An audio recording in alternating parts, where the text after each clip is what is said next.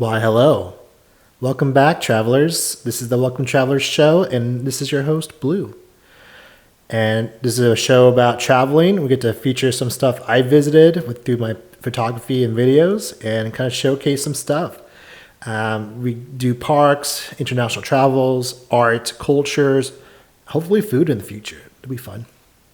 You can check us out on our social medias. Instagram, you can check us out on Blue Ties Pictures, and Facebook. We also have a Welcome Travelers Facebook page, but you can follow us on Blue Ties Pictures through our Facebook. We also have some other stuff there as well, a podcast, and we do some fun stuff with some local and national nonprofits. But today, we have an exciting show for you. We're going to talk about a state park in Nebraska, a nice gym kept around all those fields and fields of crops and corn, probably. So, and for future plans for us on the show too, you might not get an episode next week because I'll be traveling to a camp. I'll be working with Camp Quality in the KC area, the Kansas City, Missouri area. So I might do something with camp related with that or not, but you might get like a week or so break with it.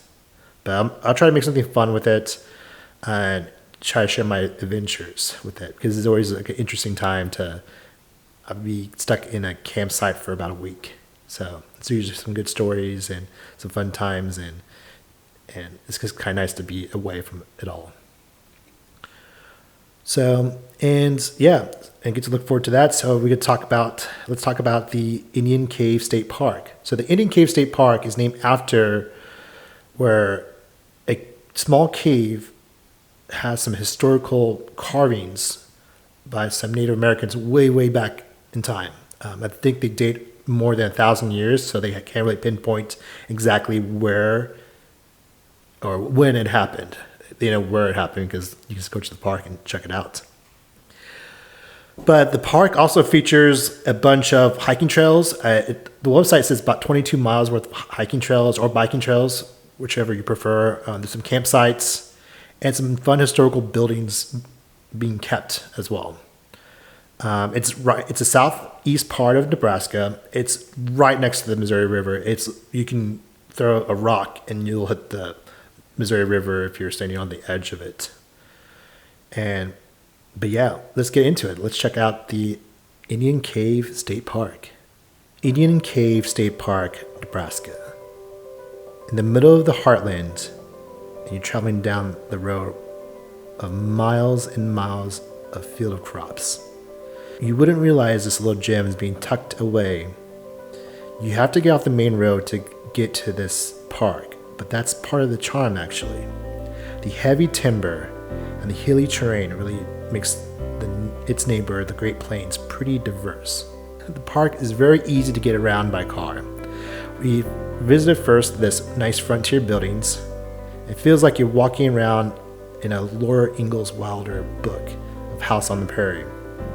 We continued to blast from the past by visiting this nice schoolhouse. And the state park is right next to this equestrian camp where these friendly horses greeted us.